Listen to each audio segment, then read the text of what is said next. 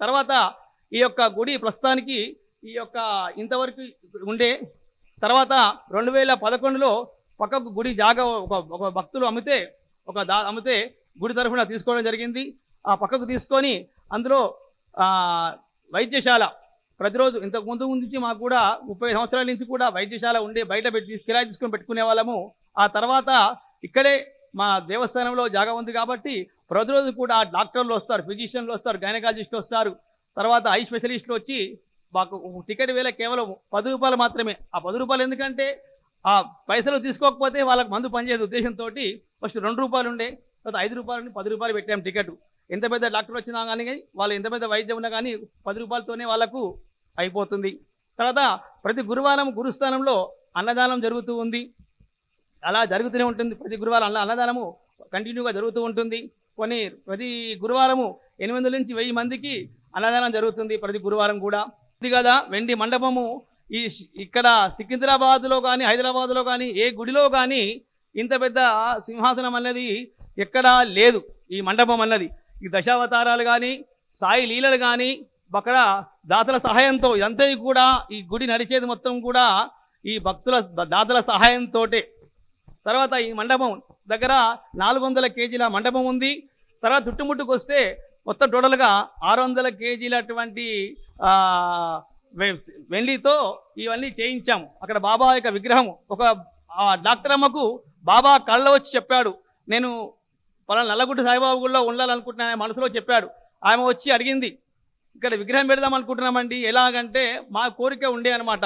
ఈ షిరిడిలో ద్వారకామాయిలో సిట్టింగ్ అంటారు, బాబా కూర్చున్నట్టు స్టోన్ మీద కూర్చున్నటువంటి ఒక ఫోటో ఉంటుంది, మీరు చూసి వచ్చి షిరిడిలో ద్వారకామాయిలో ఉంటుంది. అదేవిధంగా ఇక్కడ ఉన్న మా సంకల్పం ఉండే ఆమె వచ్చి అడిగింది, అమ్మ మేము ఈ విధంగా అనుకుంటున్నాము, ఇట్లా బాబా విగ్రహం పెడదాం అనుకుంటున్నాము అంటే ఆమె 8 లక్షల రూపాయలు ఇచ్చి ఇట్లా మాకు అనుకుంటున్నామని చెప్పి బాబా కళ్ళలో చెప్పాడు ఇక్కడ ఉంటా అని చెప్పేసి. ఆ విధంగా ఆమె సహాయంతో సచిదేవ్ స్పోర్ట్ ప్రేమ్ సచిదేవ్ అనే అతను కూడా ఇద్దరు సహాయంతో ఆ యొక్క బాబా విగ్రహాన్ని పెట్టాము అక్కడ సిల్వర్ మండపంలో.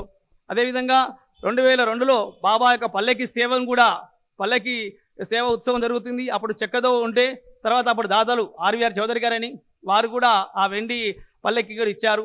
మొత్తం కూడా దాతల సహాయంతో ఈ వెండి కానీ ఈ గుడి కానీ మన గుడి పక్క ఎక్స్టెన్షన్లుగా ఉన్నటువంటి బిల్డింగ్ కానీ ఓల్డేజ్ హోమ్ కానీ షిరిడిలో ఉన్నటువంటి సాయిబాబా 35 ఏళ్ల వసతి కానీ ఇవన్నీ కూడా భక్తుల సహాయంతో ఈ విధంగా జరుగుతూ ఉంది. అదేవిధంగా మనము షిరిడిలో 35 రూములు ఉన్నాయమ్మా, సింగిల్ రూములు డబల్ రూములు అని చెప్పేసి. తర్వాత అక్కడికి నార్మల్ ఛార్జెస్తో ఇక్కడ 2 వారాల ముందు ఇక్కడ వచ్చి రూమ్ బుక్ చేసుకొని పోవాలి.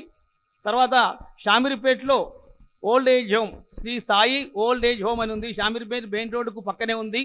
అక్కడ 55 మంది ఉండొచ్చు. వారికి ప్రతిరోజు కూడా దాని ధర మాత్రము బయట 10,000 15,000 ఉంటాయి, కమర్షియల్ అయింది. కానీ ఈ సాయిబాబా సమాజం వారు కేవలం 4,500కే మాకు దేవస్థానం పడేది ప్రతి మనిషికి 12,000 చొప్పున పడుతుంది. కానీ మనం తీసుకునేది మాత్రము వారి దగ్గర 4,500 మాత్రమే.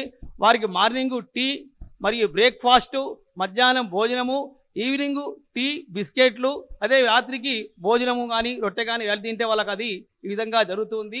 దాని ధర మాత్రం కేవలం 4,500 మాత్రమే.